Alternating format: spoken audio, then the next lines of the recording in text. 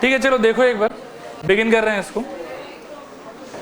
Boat and stream के लिए देखो किताब वगैरह अगर आप खोल के देखोगे ना तो ये विल फाइंड के लगभग 15 या 16 अलग अलग फॉर्मूला दिया हुआ है, और हर क्वेश्चन में पहले थोड़ा तंत्र मंत्र लगाया जाता है कि इस क्वेश्चन में ये वाला फॉर्मूला लगना चाहिए, और लास्ट में फिर उस फॉर्मूले से उसको सॉल्व किया जाता है।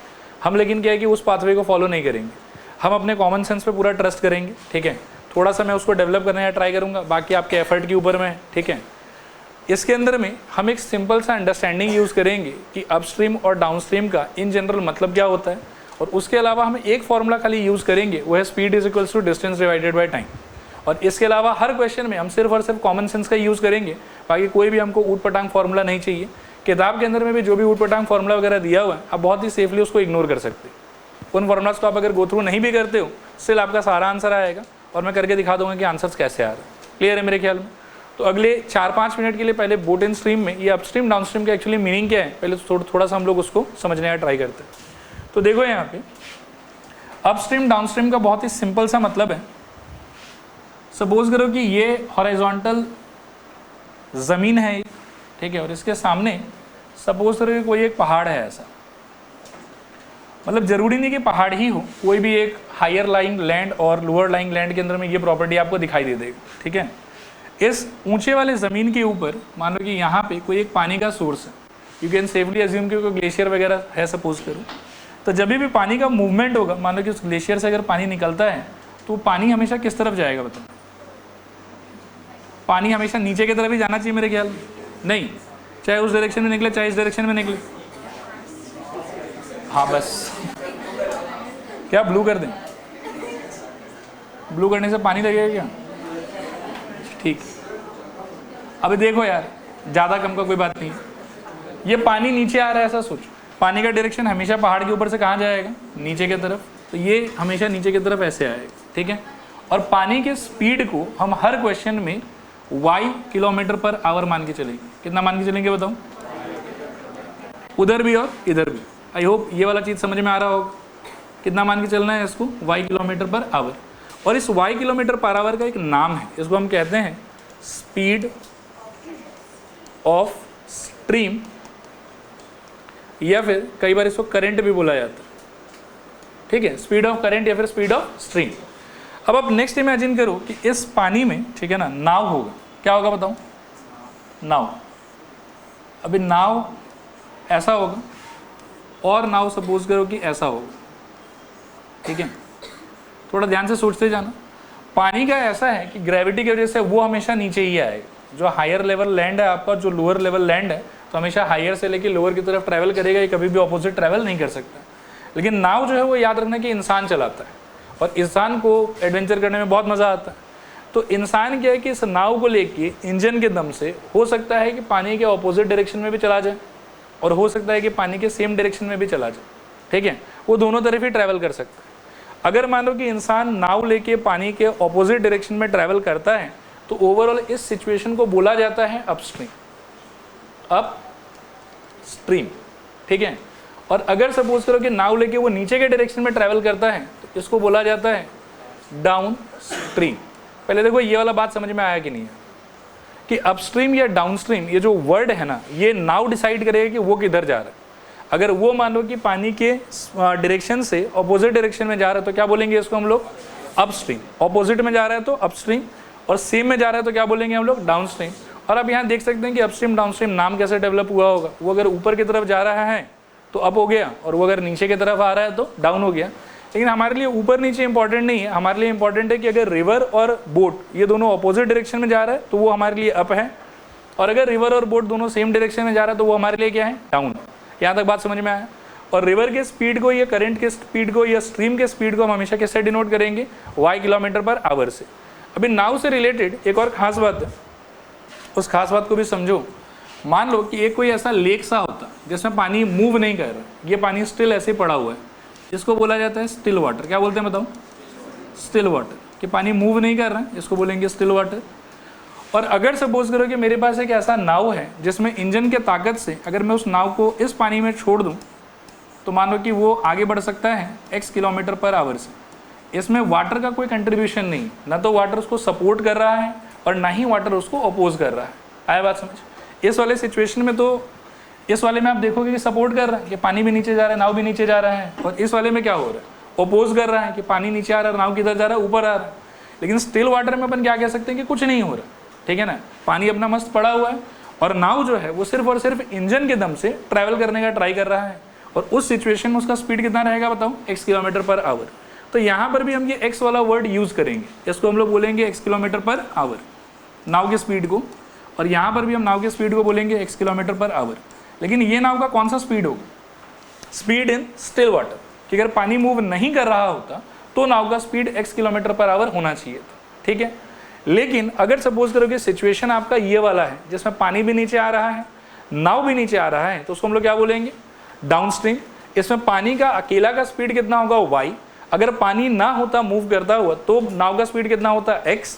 लेकिन effectively since both of them are travelling in same direction, तो इफेक्टिवली वी विल फाइंड कि नाव का स्पीड जो है वो थोड़ा सा इंक्रीज हो जाएगा, ठीक है। और इंक्रीज होकर डाउनस्ट्रीम में हमको जो नाव का स्पीड दिखाई देगा ना, that is going to be x plus Y kilometre per hour, ठीक है। और याद रखना इसके अंदर में x क्या है, x है नाव का स्पीड अगर पानी मूव ना करे तो, ठीक है, और y क्या है, y है पानी का खुद का स्पीड। और इसी तरीके से अगर ये लोग दोनों अपोजिट डायरेक्शन में जा रहा है तो नाम क्या पड़ गया उसका, अपस्ट्रीम। लेकिन सिंस इस बार नाव के मूवमेंट को पानी ओपोज करेगा, इसलिए नाव जो है वो कंपैरेटिवली थोड़ा सा स्लो हो जाएगा, ठीक है। और जो इफेक्टिव स्पीड होगा ना नाव का इस केस में, वो कितना हो जाएगा हम लोग के लिए, x minus Y kilometre per hour. देखो यहाँ तक का सारा चीज़ आपको समझ में आया कि नहीं आया, ठीक है। पानी हमेशा किधर की तरफ ट्रैवल करेगा, नीचे की तरफ। बोलो जोर से बोलो, पानी किधर ट्रैवल करेगा, डाउनस्ट्रीम। नाव जो है वो ऊपर भी जा सकता है और नीचे भी जा सकता है। नाव और पानी सेम डायरेक्शन में अगर ट्रैवल कर रहा है तो क्या बोलेंगे उसको हम लोग, डाउनस्ट्रीम। और नाव और पानी अगर अपोजिट डायरेक्शन में ट्रैवल कर रहा है तो क्या बोलेंगे उसको हम लोग, अपस्ट्रीम। डाउनस्ट्रीम के टाइम पर नाव का इफेक्टिव स्पीड कितना हो जाएगा, x प्लस वाई, और अपस्ट्रीम के टाइम पर नाव का इफेक्टिव स्पीड कितना हो जाएगा, x माइनस वाई। क्लियर है मेरे ख्याल में यहाँ तक। इसके अलावा हम लोग को एक चीज़ चाहिए होगा, वो है स्पीड इज इक्वल्स टू क्या होता है, डिस्टेंस बाई टाइम, ठीक है ना। ये फॉर्मूला आपके दिमाग में एकदम क्लियर होना चाहिए। बाकी इतना चीज़ अगर हमको क्लियर है तो पूरा चैप्टर का हर एक क्वेश्चन हम लोगों से आराम से सॉल्व हो जाए, ठीक है। चलें आगे। इसको मैं लिखा नहीं रहा हूँ, PDF जब आएगा तो मिल ही जाएगा आप लोग को, ठीक है। देखो पहला क्वेश्चन देखो और ध्यान से सोचो क्या कर सकते हैं। बोलो कैसे स्टार्ट करें। A boat can row upstream 10 kilometre per hour. क्या सोचूं मैं इसका मतलब, x minus Y is equal to कितना, 10, और downstream 18 kilometre per hour. क्या सोचूं इसका meaning, x plus Y is equal to कितना, 18।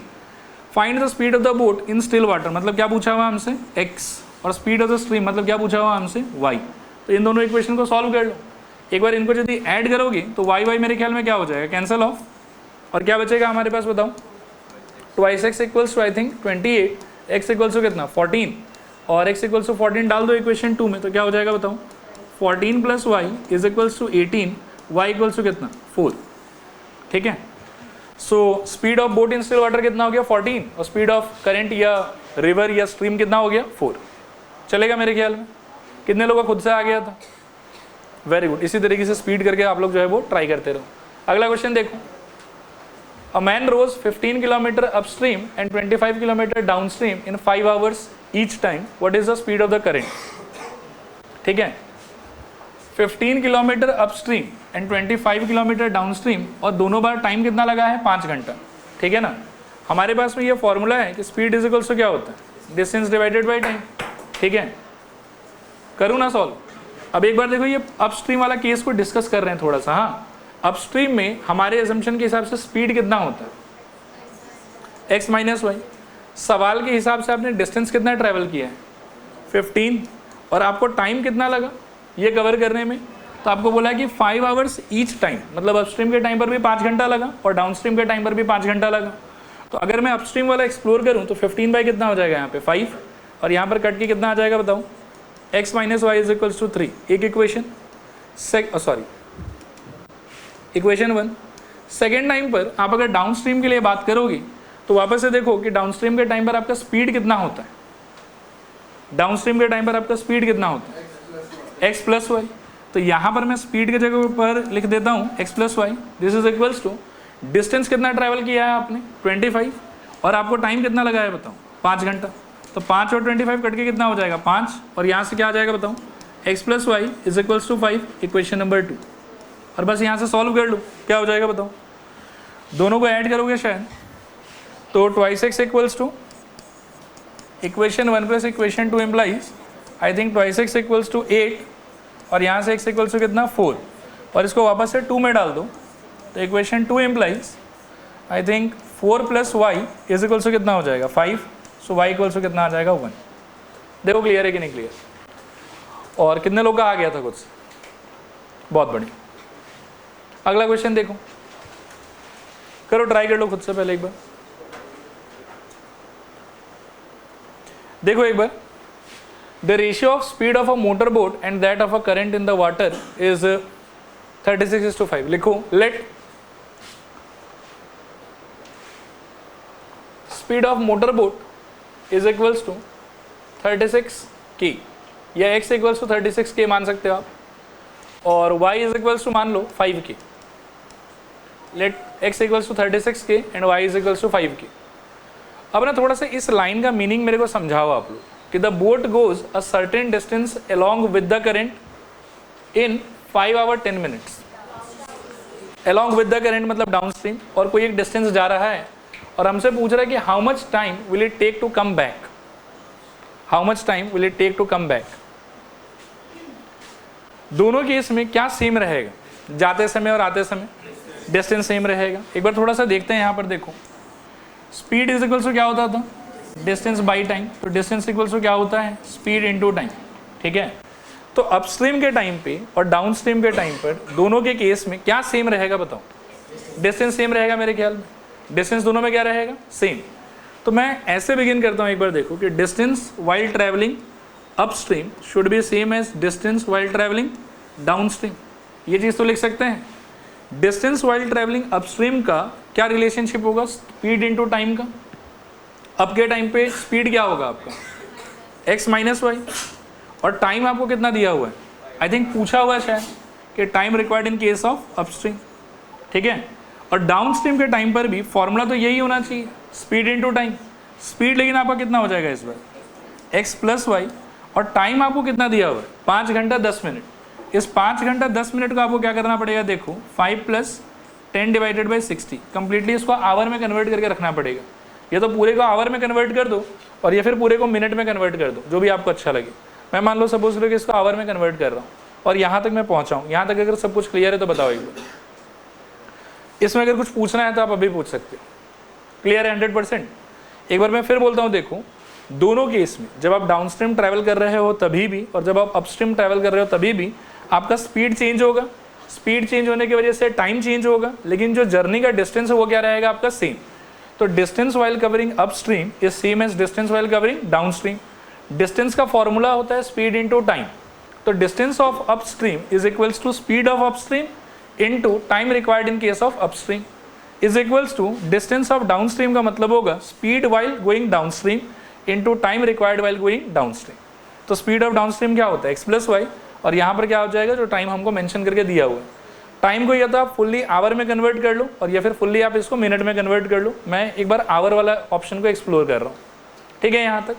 अब x और y का एजम्पशन आपने क्या लिया है 36 और 5, वो आप इसमें रिप्लेस करो। तो x के जगह पर कितना लगा सकते हो बताओ, 36 के माइनस कितना 5 के, और यहाँ पर रहेगा आपका time of upstream is equals to 36 k plus मेरे ख्याल में 5 के, और यहाँ पर ये 0 0 गया, 6 5 से कितना आ जाएगा 30, और 30 + 1 कितना हो जाएगा 31/6। देखो ये ऐसा कुछ आएगा। क्लियर है मेरे ख्याल में।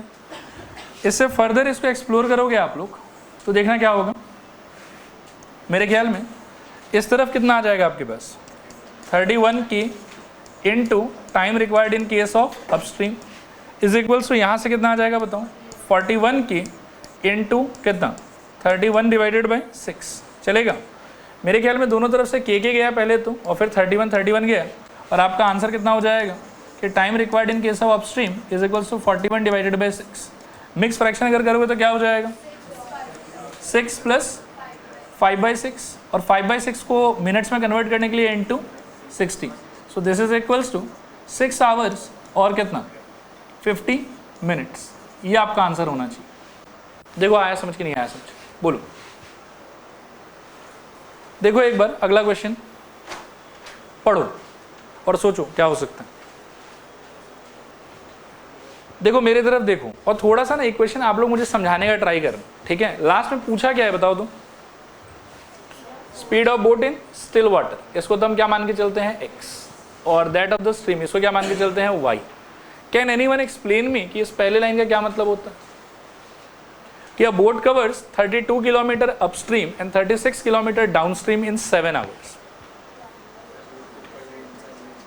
Time required to travel 32 kilometers while going upstream plus time required to travel 36 kilometers while going downstream together will give us 7 hours।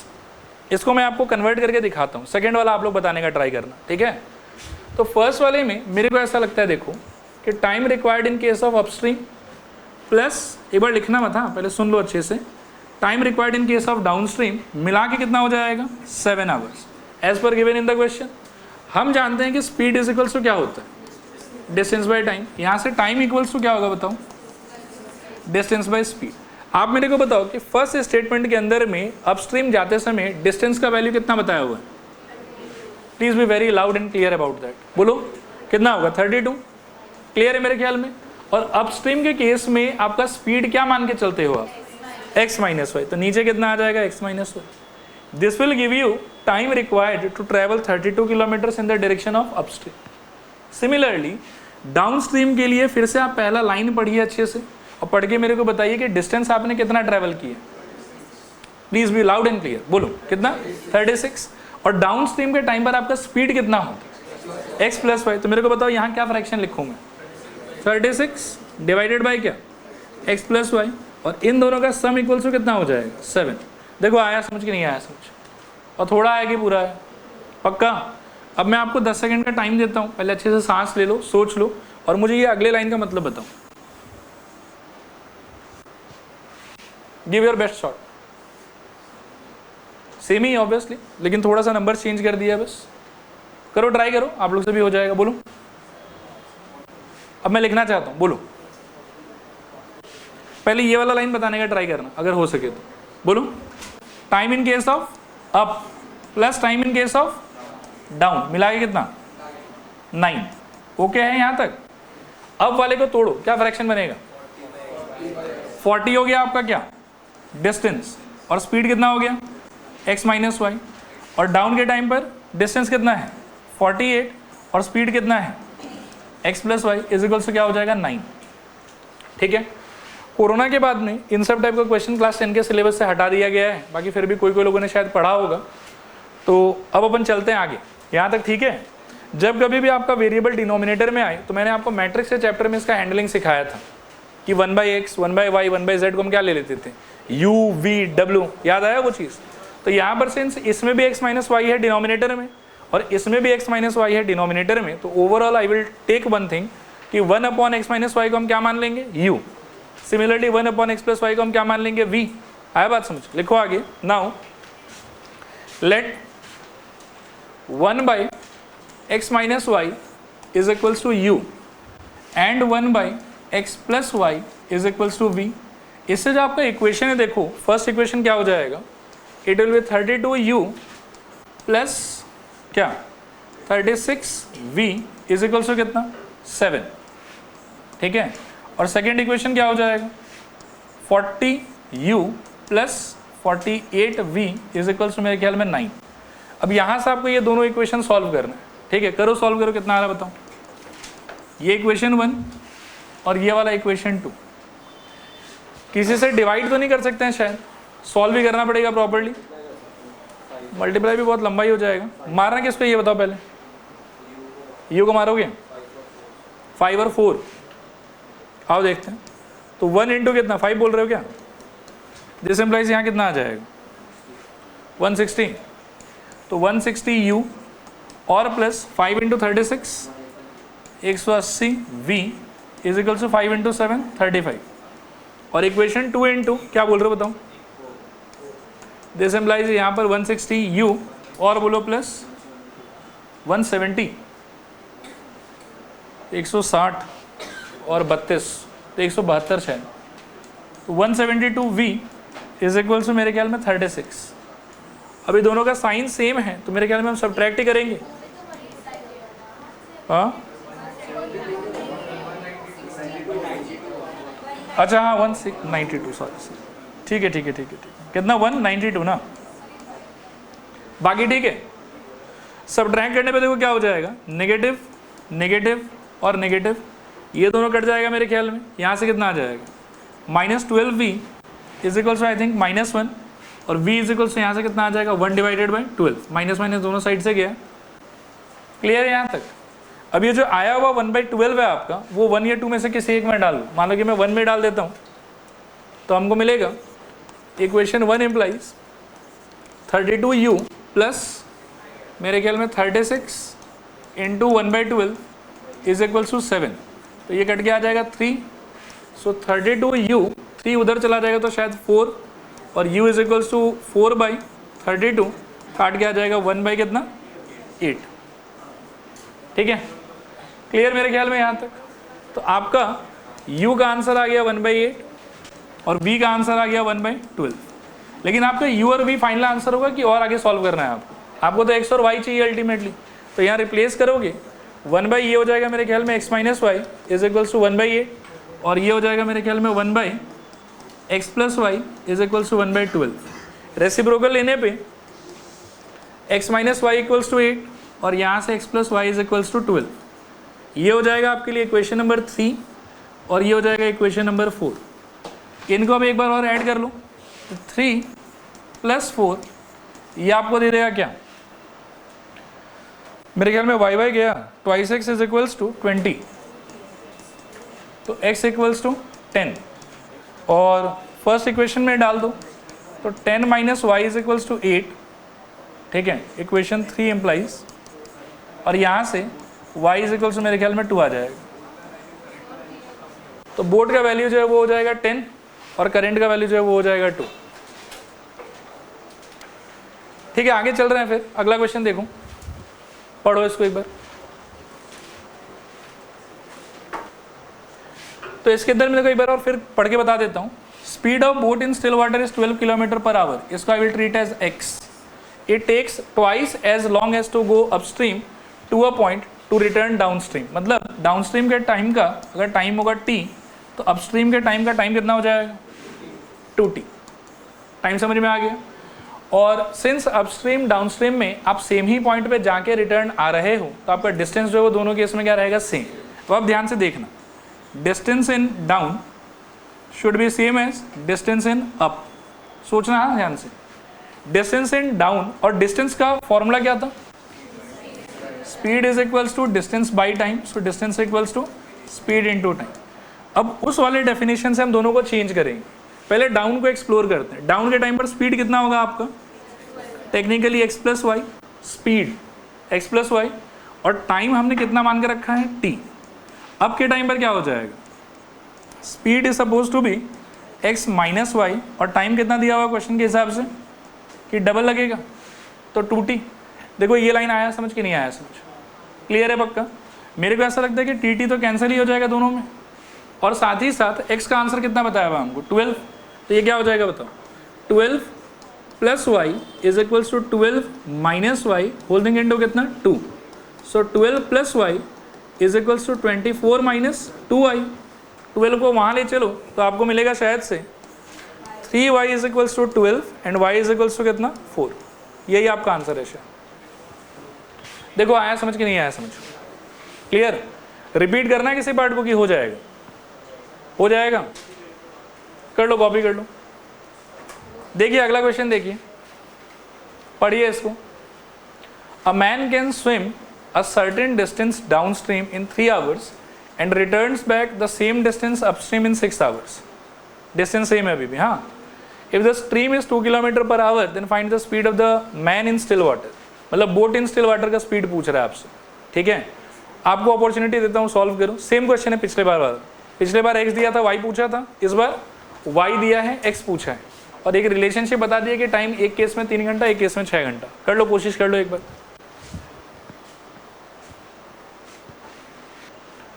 चलो देखो यहाँ पे, अ man can swim a certain distance down stream in 3 hours, तो मतलब ये time of down stream है TD, and returns back the same distance up stream in 6 hours, तो ये है T अप TU।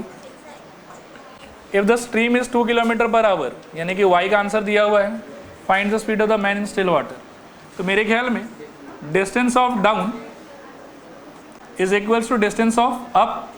डिस्टेंस का मतलब हो जाएगा speed into time, so x plus y, और डाउन का टाइम कितना था हमारा 3, this is equals to x minus y into up का टाइम था 6, 3 और 6 तो गया, यहाँ आ जाएगा 2, और y का वैल्यू दे रखा है हम लोग को 2, so x plus 2 is equals to x minus 2 into 2, solve करो तो x plus 2 is equals to twice x minus 4, 4 को यहाँ ले आओ, x को वहाँ ले जाओ, तो x इक्वल्स टू कितना आ जाएगा 6 किलोमीटर पर आवर। क्लियर मेरे ख्याल में? चले आगे, अगला क्वेश्चन करो ट्राई। देखो यहाँ पे एक आइडिया है, पहले समझा देता हूँ। आइडिया का नाम है एवरेज स्पीड, जैसे क्लास 11 में मिला था ये वाला शायद आप लोग को। इसका मतलब होता है total distance divided by total time, ठीक है। अब बुक के अंदर में इसके लिए भी क्या है कि नया फॉर्मूला उन्होंने बना दिया है, लेकिन हम लोग को उतना फॉर्मूला ये सब याद करने की ज़रूरत नहीं है। ये बेसिक अंडरस्टैंडिंग याद रखेंगे कि एवरेज स्पीड का मतलब क्या है, total distance travelled divided by total time taken. अब आप क्वेश्चन को पढ़िए, the find the average speed of the boat in a round trip between 2 places 20 kilometre apart. तो डिस्टेंस एक बार जब हम अपस्ट्रीम जाएंगे तो भी 20 किलोमीटर, और एक बार जब हम डाउन स्ट्रीम आएंगे तो भी फिर से 20 किलोमीटर, तो टोटल डिस्टेंस मेरा कितना हो जाएगा 20 + 20 40। ये समझ में आया? If the speed of the boat in still water is 10 kilometre per our, तो इसका मतलब किसका वैल्यू हो गया, ये x का वैल्यू हो गया 10 और y का वैल्यू हो गया मेरे ख्याल में कितना 5, ठीक है। अब आपको पहले ये निकालना पड़ेगा कि अप स्ट्रीम में 20 किलोमीटर कवर करने के लिए आपको टाइम कितना लगेगा, और डाउन स्ट्रीम में 20 किलोमीटर कवर करने के लिए आपको टाइम कितना लगेगा। आया बात समझ? और एवरेज स्पीड का मतलब क्या हो जाएगा, total distance divided by total time. अब आप देखो कि मैं बोर्ड पे एक एक्सप्रेशन लिखूंगा थोड़ा बड़ा सा, देखना कि आपको समझ में आ रहा है कि नहीं आ रहा है। सबसे पहले मैं फॉर्मूला लिख देता हूँ, तो average speed is equal to क्या हो जाएगा बताओ, टोटल डिस्टेंस बाय क्या, टोटल टाइम। ये होना चाहिए। डिस्टेंस आप एक बार ऊपर की तरफ जाओगे 20 किलोमीटर और एक बार नीचे की तरफ 20 किलोमीटर, तो डिस्टेंस क्या हो जाएगा आपका 20 + 20, ठीक है। स्पीड इज इक्वल्स टू क्या होता था फॉर्मूला, डिस्टेंस बाय टाइम, तो टाइम इक्वल्स टू क्या होगा, डिस्टेंस बाय स्पीड। अब मेरे को कितना टाइम यूज करना है नीचे, 2, एक अपस्ट्रीम वाला टाइम और दूसरा डाउनस्ट्रीम वाला टाइम। क्लियर है मेरे ख्याल में? रिपीट करूँ कि हो जाएगा?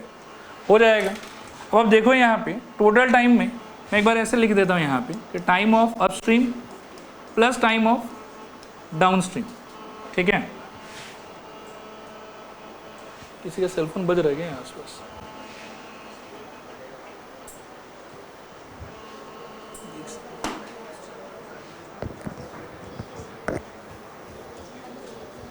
चलो देखो यहाँ पे, देखो एवरेज स्पीड इक्वल्स टू क्या रहेगा, total distance divided by total time. Total distance हमारा कितना हो गया 20 + 20 और डिवाइडेड बाय में कितना रहेगा, time of upstream plus time of downstream. Time का फॉर्मूला क्या है, distance divided bye speed. Distance divided by speed को अगर एक्सप्लोर करोगे तो आपके केस में क्या होगा, देखो 20 + 20 ऊपर तो सेम ही रहेगा, मैं एक बार 40 नहीं लिख रहा हूँ इसको। टाइम ऑफ अपस्ट्रीम होगा, डिस्टेंस कितना था अपस्ट्रीम में 20 और divided by x minus y कि x plus y, x minus y, x कितना था हमारा 10 और -5, तो कितना हो जाएगा बताओ। मैं एक बार ऐसे लिख देता हूँ 10 - 5 और प्लस में यहाँ क्या रहेगा बताओ, 20 divided by I think 10 + 5। Solve करने पे ऊपर तो आ गया शायद से 40, नीचे क्या होगा देखो 20 बाई यहाँ कितना निकलेगा 20/5 और वहाँ कितना निकलेगा 20/15। काटने के बाद में यहाँ आ जाएगा 4, so this is equals to 40 divided by 4 + 5 से काटोगे तो ये कितना हो जाएगा 4/3। 4/3 एलसीएम ले लो, this is equals to 40 divided by LCM कितना आ जाएगा 12 और 4 16, 16/3। This is equals to 40 × 3 divided by 16। कटेगा कुछ 8 से कट जाएगा शायद, तो 5 और यहाँ कितना आ जाएगा 2, 5 3 से 15, तो 7.5 किलोमीटर पर आवर। ये हो गया हमारा एवरेज स्पीड। ठीक है, अब इसके लिए वापस मैं बोलूँगा कि किताब में एक भारी भरकम सा फॉर्मूला दिया हुआ है, आपको फॉर्मूला लगाने का ज़रूरत नहीं, कॉमन सेंस का अंडरस्टैंडिंग आप लगाइए, मस्त आपका आंसर आ जाएगा। ठीक है, एक बार और समझाऊँ एवरेज स्पीड क्या होता है कि हो जाएगा, क्लियर है सबका? ठीक है, अगले सवाल की तरफ चलते हैं, फिर पढ़ो इसको, लिखो इसमें हियर, पहले तो बोल दो कि x इक्वल्स टू 8, फिर y इज इक्वल्स टू कितना 4, x equals to 8, y is equals to 4, आगे लिखो। Now time of up plus time of down मिला के कितना होना चाहिए, मेरे ख्याल में 16। आगे लिखना this implies time of up को आप कैसे चेंज कर सकते हो, देखो यहाँ पे फिर दिखा देता हूँ। Speed is equals to distance by time, this implies time equals to distance by speed. अब ये चीज़ अगर करोगे तो डिस्टेंस कितना है आपका नहीं पता आपको, और अपस्ट्रीम के टाइम पर आपका स्पीड क्या होता था, x प्लस वाई कि x minus y, x minus y. x कितना दिया हुआ आपको 8 और y कितना दिया हुआ 4, तो क्या हो जाएगा बताओ 8 माइनस 4, और प्लस डाउन स्ट्रीम के टाइम पर डिस्टेंस तो अभी भी d ही रहेगा, आपको नहीं पता स्पीड कितना होगा डाउन के टाइम पर, x प्लस वाई, x कितना है आपका 8 और y कितना है 4, तो ये कितना हो जाएगा बताओ 8 plus 4, this is equals to how much 16। यहाँ से सॉल्व करने पे d/4 प्लस d/ कितना 12 इज इक्वल्स टू 16। अब बस यहाँ से सॉल्व कर लो, एलसीएम मेरे ख्याल में 12 भी हो जाएगा, तो एलसीएम 12 ऊपर यहाँ कितना आ जाएगा बताओ 3d plus d is equals to 12, नहीं सॉरी 16। अब यहाँ से 4d/12 इज इक्वल्स टू 16, 4 और ये गया 4 और d इक्वल्स टू कितना 48 किलोमीटर। ये आंसर होगा आप लोग, करो कॉपी करो। अगला सवाल देखो एक बार, करो फटाफट, लिखो a boat goes 12 kilometre down stream and come backs to the starting point in 3 hours. तो ये 12 किलोमीटर क्या है आपका डी, मतलब 12 किलोमीटर पहले डाउन स्ट्रीम जाएगा और घूम के वापस से उसी जगह पे आएगा, तो ये तो हो गया आपका डी। और ऐसा करने में उसको टाइम कितना लगेगा 3 घंटा, तो 3 घंटा सिर्फ डाउन स्ट्रीम का टाइम है, सिर्फ अपस्ट्रीम का टाइम है कि दोनों का मिला के टाइम है, दोनों का मिला के टाइम है। Next if the speed of the stream is कितना 3 किलोमीटर पर आवर, तो ये किसका वैल्यू है x का कि y का, ये मेरे ख्याल में y का वैल्यू है, और हमको किसका वैल्यू पूछा है x का। आई थिंक एकदम सिंपल क्वेश्चन, आइए ख़त्म करें इसको। मेरे ख्याल में time of up plus time of down मिला के आंसर कितना होना चाहिए 3। फिर टाइम ऑफ अप का फॉर्मूला होगा t is equals to distance divided by speed, और डिस्टेंस कितना है आपका 12 डिवाइडेड बाई स्पीड आपका कितना हो जाएगा, मेरे ख्याल में x माइनस वाई।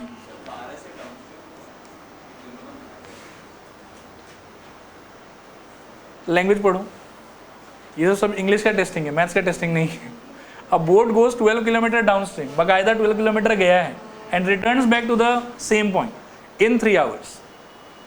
ठीक है, तो t up plus t down equals to 3, और अप में भी 12 किलोमीटर गया होगा, डाउन में भी 12 किलोमीटर गया होगा, प्लस यहाँ क्या हो जाएगा बताओ 12 बाई मेरे ख्याल में x plus Y is equals to कितना 3। अब सॉल्व करने पे y हमको दिया हुआ है 3 पहले से, तो 12 by x minus 3 plus 12 by क्या x plus 3 is equals to 3। एक दो मुझे लग रहा है कि न्यूमरेटर को भी थोड़ा सिंपल कर सकते हैं, सभी कट रहा है ना, इसको 4, इसको भी 4 और इसको 1, चलेगा यहाँ तक। तो अगले लाइन में क्या दिखेगा बताओ, 4 को ले लिया कॉमन, अंदर क्या आएगा 1 by x minus 3 plus 1 by x plus 3 is equals to में मेरे ख्याल में 1।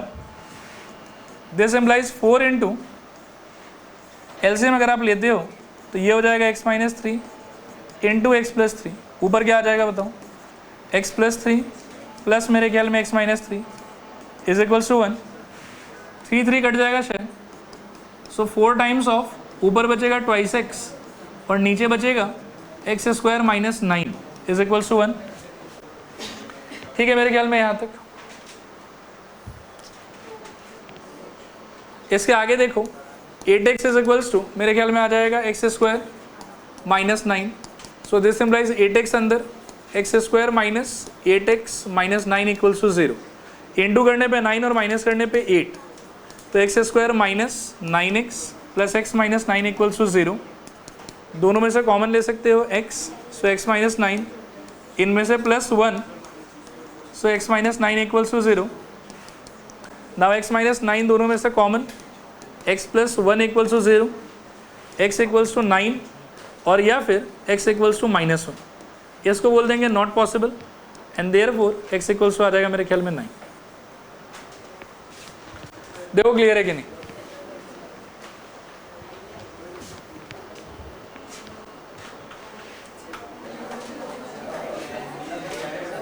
पढ़ो फटाफट।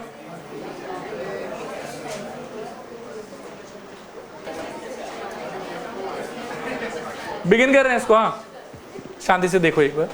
अ swimmer who speed in swimming pool is 4 kilometre per hour, इसको क्या मानो बताओ? ये x दिया हुआ। Swims between 2 points in a river and returns back, मतलब जाएगा भी और वापस भी आएगा रिवर के अंदर में। He took 10 minutes more to cover the distance upstream, मतलब अपस्ट्रीम के टाइम पर जो टाइम लगा होगा t up minus t down is equals to, या लाइन पढ़ो एक बार फिर से। He took 10 minutes more to cover the distance upstream then downstream, मतलब अपस्ट्रीम माइनस डाउनस्ट्रीम का डिफरेंस कितना आया होगा? 10 मिनट्स। लेकिन हम हर चीज़ का बात जो वो किलोमीटर पर आवर में करेंगे, तो इस चीज़ को भी हमको किस में कन्वर्ट करना पड़ेगा? आवर में। क्या हो जाएगा बताओ? Time of up minus time of down is equals to 10 divided by 60। Clear मेरे ख्याल में? x का आंसर कितना आ रखा है 4 और y का आंसर कितना आ जाएगा 2। अब आगे देखो, time of up minus time of down is equals to, I think solve करने पे कितना आएगा ये वाला? 1/6। अब आप सोचोगे टाइम ऑफ अप क्या होगा आपके लिए? टाइम का फॉर्मूला क्या होता है? डिस्टेंस डिवाइडेड बाय स्पीड, तो ये हो जाएगा मेरे ख्याल में डी बाई अपस्ट्रीम का स्पीड x माइनस वाई और minus of d divided by x plus Y is equals to 1/6। यहाँ से d divided by x minus y का आंसर 4 माइनस 2 और minus d divided by 4 plus 2 equals to 1/6। यहाँ से आएगा शायद d/2 minus d/6 is equals to 1/6। LCM अगर लेते हो तो एलसीएम आप लोग का हो जाएगा शायद से 6, यहाँ जाएगा 3d minus d is equals to शायद से 1/6। So this implies 2d/6 equals to 1/6। 6 गया तो 2d इज इक्वल्स टू 1 और यहाँ से d इक्वल्स टू कितना आ जाएगा? हाफ। ठीक है, और सिंस सब कुछ किलोमीटर पर आवर में था तो ये आंसर भी हम लोग का किलोमीटर के फॉर्मेट में ही रहेगा। और फाइनली आप ये भी बोल सकते हो कि d is equals to half into 1000 अगर कर लेते हो तो is equals to 500 metre. Clear मेरे ख्याल में? अब कितने लोग का आ गया था ये बताओ? कुछ लोग, गुड।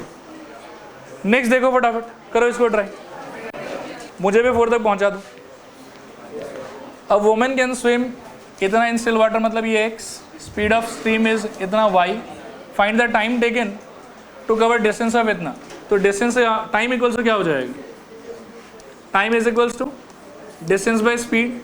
डिस्टेंस आपका कितना है? 16, और कौन से डायरेक्शन में जा रहे हो? अपस्ट्रीम। तो x माइनस वाई कि x plus y? x minus y, तो क्या हो जाएगा? 8 माइनस 4, सो 16/4 कट के कितना आ जाएगा? 4। क्लियर? सबका आ गया था ना ये वाला? इसको ट्राई करो।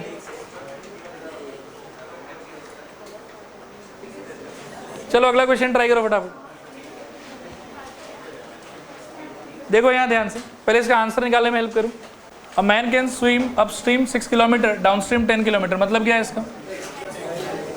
x minus y equals to 6 और x plus y equals to 10, और यही ड्रामा है। इक्वेशन 1 2 1 प्लस 2 का answer twice x equals to 16, x equals to शायद 8 आया होगा, और इक्वेशन 2 यूज़ कर लो तो 8 plus y equals to 10, y equals to कितना आया होगा? 2 आया होगा। ठीक है, एक्सरसाइज का सारा क्वेश्चन एक काम करना कि अगले क्लास आप लोग घर से ट्राई करके आना, तो अपन फुल फास्ट एकदम फटाफट सबको सॉल्व कर लेंगे। ठीक है, चलो आज के लिए इतना ही।